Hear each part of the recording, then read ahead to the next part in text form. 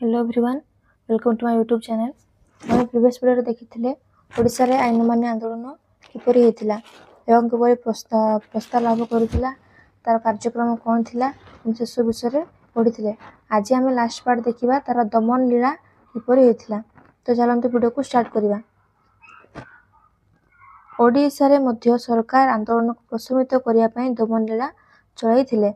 ओडिसा रे मध्य जेपरि भारत रे आईन मान्य आंदोलन समय इंग्रज सरकार दमनमूलक कार्यक्रम गठन करथिले, सेहीपरि ओडिसा रे मध्य एही आंदोलन को प्रशमित कमाइया पई सरकार अनेक दमन लीला चलाइथिले। हरेकृष्ण महताब, गोपबंधु चौधरी, रमादेवी, नंदकिशोर दास, नीलकंठ दास, लिंगराज मिश्र, यदुमणि मंगराज, कृपा सिंधु होता, सरला देवी, मालती देवी को भली नेता बंदी करथिले। एही आंदोलन को दमन करिया पई इंग्रज सरकार एही माननकु बंदी करथिले। समाज प्रजातंत्र और आशा आदि संवादपत्र उपरे सरकार कटकणा जारी कले। सरकार केउ संवादपत्र उपरे कटकणा जारी करथिले ना समाज, प्रजातंत्र एवं आशा एही तीनटा संवादपत्र उपरे आहुरी अनेक थिला। एटा अछि मुख्य एमानक उपरे सरकार कोन कले कटकणा जारी करथिले। कांग्रेस ऑफिस और आश्रम गुडी को खान तलाश करी आंदोलन संपर्क कागजपत्र जब्त करथिले।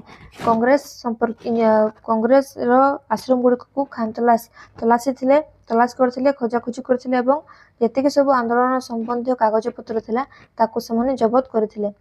समग्र देश रे आईन मान्य आंदोलन प्रत्याहार घोषणा संगे संगे 1934 मसीहा एप्रिल रे ओडिसा रे एही आंदोलन परिसमाप्ति घटिथिला। ओनिचिना समग्र देश रे आईन मान्य आंदोलन प्रत्याहार घोषणा करिया माने संगे संगे तापर 1934 मसीहा एप्रिल मास रे ओडिसा रे मध्य एही आंदोलन परिसमाप्ति घटिथिला। ओडिसा रे आईन मान्य आंदोलन बहु सफलता लाभ करथिला। ओडिसा रे आईन मान्य आंदोलन बहु सफलता लाभ करथिला।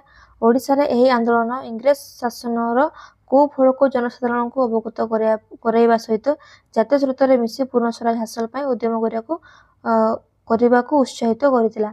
एही आंदोलन ओडिसा रे बहुत मात्रा सफल थिला एवं इंग्रज सरकार को जति सब कुफल थिला, इंग्रज सरकार जहा सब अत्याचार करथि लोक मानक ऊपर, तो सेला लोक मानक सामना को आसिला, लोक माने जानि पारिले।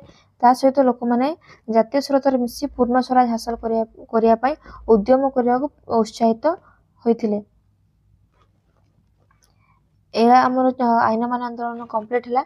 ए क्वेश्चन आंसर सब कर दबो, जति सब क्वेश्चन आंसर देछि मो एठी केतरा क्वेश्चन अछि ताको मो सॉल्व कर दोछि, बाकी सब तुमे निजे कर दबो।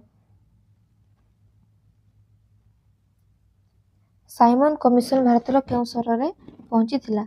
साइमन कमिशन भारतर केउ शहर रे पहुंची थिला? को शहर रे? प्रथम देछि दिल्ली, मुंबई, लाहौर, कोलकाता। आमे एटा ऊपर पढी थिले।